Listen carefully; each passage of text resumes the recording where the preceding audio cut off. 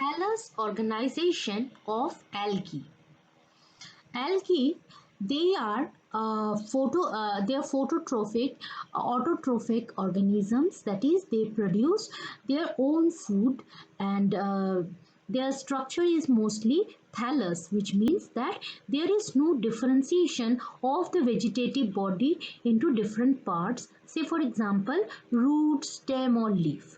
Apart from algae, fungi and lichen also bryophytes bear this thalloid structure. So these are called thallophytes. So algae, the study of algae, it is called phycology, and those who are studying about algae, they are phycologists. Now these algae these are thalloid autotrophic organisms that produce their own food, by photosynthesis, as they have the photosynthetic pigment. Also, we can find algae in a variety of range of habitat, the fresh water, the marine, as well as damp soil. So this Thales organization, in this video I'll be discussing Thales organization. Though this Thales organization, it is very important, especially when we consider the short questions in MSc Sem 1. Hello friends, I am Mayantika, and in this video I will be discussing about the Thales organization of algae. I have made, in any case you are new to this channel, subscribe to my channel, and I have put all the links of the videos that I have already done in the description box. You have to just click to the links to get access to those videos. And in this video I will be discussing about the Thales organization of algae. Before the Thales organization, I just come to a quiz. Which of the following red algae play important role in the formation of coral reefs? There are four options. If you know the answer, you write it in the comment section, or if you don't know the answer, then I'll be discussing it at the end of the video. Thales organization of algae. Algae can be divided into unicellular and multicellular. The unicellular can be divided further into motile and non-motile form. Motile form means that it can move. It usually moves with the help of flagella, either one or two flagella it has got, and by lashing of the flagella, the algae moves. And this unicellular motile algae are Chlamydomonas and Euglena. The first two photos in the left side of my video, we see that there is first is the Chlamydomonas, second is the Euglena. And non-motile unicellular forms, they are Chlorella and Cosmerium. Cosmerium is a desmid, and most of the desmids, they are unicellular and non-motile. Then is the multicellular. Now, multicellular algae can be divided either into filamentous or colonial or aggregate form. So here these are the three type of aggregate form, that is dendroid, rhizopodial and palmilloid. The main difference between algae, this aggregate and synovial, is that in aggregate there is no particular fixed number of cells and there is no organization of the cells. in synovial, there is organization of the cell as well as division of labor, but here these the cell aggregate, the algae that occur as aggregates, they do not have division of labor. Also, the number of algal cells in the particular aggregate association is not fixed.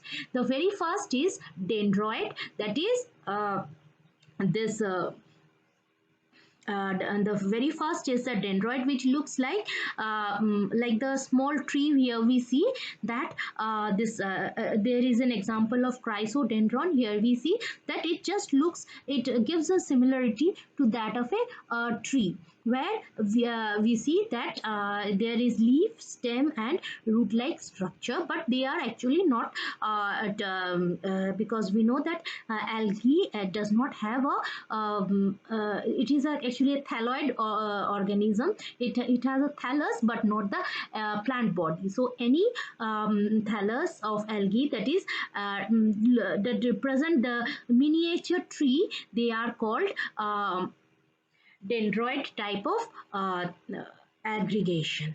And then is the rhizopodial. We know that rhizopodia, which means that they are spike like structure, and here we see there is example of Chrysidiastrum and Dinobryon. These two in the left side of the slide. Here we see that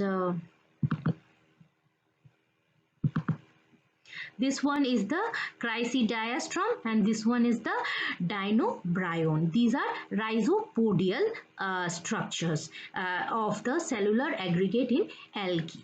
And again, algae can also be found in palmilloid stage. This is a temporary stage. It mainly occurs when the cell after division becomes dormant because of unfavorable condition. Say for example, Aphanotheca and Tetraspora. Here what happens is that after cell division, the cell does not move out to new places. They are trapped by the excess mucilaginous secretion, and all the cells, they are in dormant stage. On return of favorable condition, this palmilloid, the excess mucilage of the palmilloid stage, it is dissolved and each cell is liberated, and after liberation it moves to a different it is moved to a different location, and it starts dividing. So this palmilloid stage is a dormant stage in most of the algae.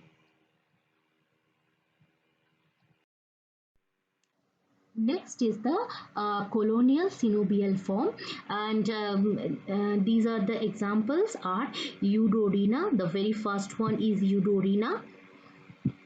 Next is the water net or the Hydrodictyon and Pandorina and Volvox. All these are they are colonial, and they have here in Volvox, actually this isn't the entire colony. These small balls are the colonies.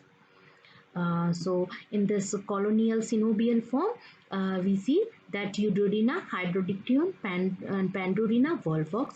Colonial forms are formed by many number of cells together, and when there is a organized and particular number of cells, then it is called the synovium.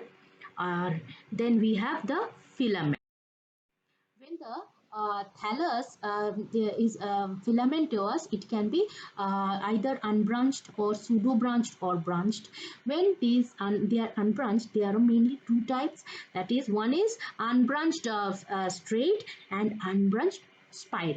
The unbranched straight, here we see it is the nostoc, or and this is the Spirogyra. When unbranched is spiral, then it is here we see it is spirulina, and there can also be unbranched can also form pseudo branch like structure. Here we see cytonema, and there is a folding, and which looks like it is branched, but it is actually not branched. This is pseudo branched filamentous cytonema. Next is the branched. Branching can be of two types: simple branching, that is, it is dichotomously branched, or it can be heterotrichous. Heterotrichous, there is two type of systems. One is the prostate, another is the vertical. Here, first we will be talking about simple branched. That is, when it is dichotomously branched and only either prostate or a vertical system are found in any species. So this is the example of Cladophora, which is a simple branched algae. Then we have heterotrichous, that is the algal thallus organization, where both the prostate and the vertical structure is available. In certain cases, there can also be happening that either the vertical or the prostate organization is more dominant than the other.